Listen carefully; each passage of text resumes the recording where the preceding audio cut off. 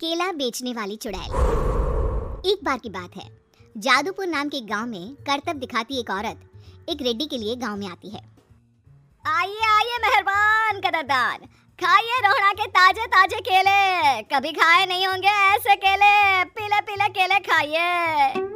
ये कहकर रोहड़ा हाथों में 4 केले लिए उन्हें सर्कल में जोर जोर से हवा में उछालती हुई करतब दिखाती है, जिसे देखकर आसपास के सारे बच्चे अपने अपने मम्मी पापा से उस औरत के पास जाने की जिद करने लग जाते हैं।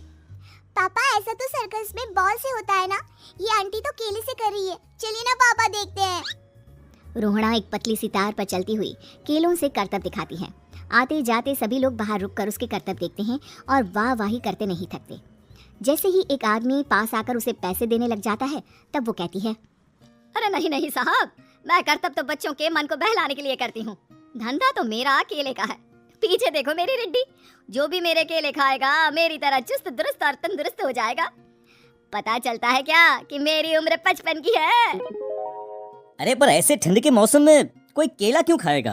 ये ऐसे वैसे केले नहीं है साहब, ये शरीर में गर्मी देते हैं, ठंड को दूर भगाए, जो भी रोहिणा के केले खाए। पापा अगर मुझे केले नहीं मिले तो मैं घर नहीं जाऊंगी। तभी उसके पापा कहते हैं कि बेटा केले ठंड में कभी गर्मी नहीं देते, ये सब कहने की बातें हैं, सामान बेचने का तरीका है इनका। पर पिंकी नहीं मानती। मैं केले खाऊंगी। पिंकी की जिद के आगे नत्थू हार जाता है और उसे केले खरीद कर दे देता है। पिंकी खुश होकर केले घर ले आकर खाती है। अब मैं भी करतब करूंगी, कितना मजा आएगा, जादुई केले। पिंकी पहला केला खत्म भी नहीं करती कि वो बेहोश हो जाती है। दूसरे केले से एक काला धुआं आता है और रोहड़ा चुड़ैल बनकर बाहर निकल आती है। मेरे भूतिया केले बच्चे न खाए, ऐसा हो ही नहीं सकता। जादूपुर वालों, कब तक बचोगे? आ गई हूँ मैं रोहड़ा, जिसका कोई नहीं कर सकता सामना। रोहड़ा पिंकी को गोद में उठाकर काले धुएं में कहीं गायब हो जाती है। शाम के वक्त नत्थू घर लौटता है और पिंकी को घर में ना पाकर उसकी माँ से कहता है, माँ पिंकी कहाँ है? अरे बेटा, उसे तो तू सुबह करतब दिखाने ले गया था ना, फिर कहाँ वापस आए तुम दोनों? मुझे लगा तू उसे अपने साथ मंडी ले गया होगा। हे भगवान, मेरी बच्ची कहाँ गई? मैं उसे घर ही तो छोड़कर गया था माँ। नत्थू गांव के घर कोने में अपनी बेटी को ढूंढता है, पर उसे वो कहीं नहीं मिलती। परेशान होकर आके रो रो कर नत्थू हिम्मत हार कर घर लौट आता है। अगली सुबह रोहड़ा फिर से करतब दिखाने आती है और इस बार पिंकी की तरह रोनी केले खरीद लेता है। 50 रुपए दिए थे पापा ने, सारे पैसों की मैंने केले खरीद लिए हैं। अब मैं भी आंटी की तरह ही करतबबाज बन जाऊंगा। यही सोचते हुए रोनी केले खाता है और पहला अकेला केला आधा खत्म भी नहीं करता कि चुड़ैल उसके सामने आ जाती है। मेरे साथ चलने का समय आ गया है रोनी। ये तो बस शुरुआत है, अब इस गांव के सारे बच्चे धीरे धीरे मेरे कब्जे में होंगे, एक बच्चा भी नहीं बचेगा। ये कहकर रोनी को गोद में लेकर काले धुएं में अदृश्य हो जाती है। इसके बाद हर रोज गांव में से कोई ना कोई बच्चा गायब होता, पर ऐसा क्यों हो रहा है किसी को भी समझ में नहीं आ पा रहा था।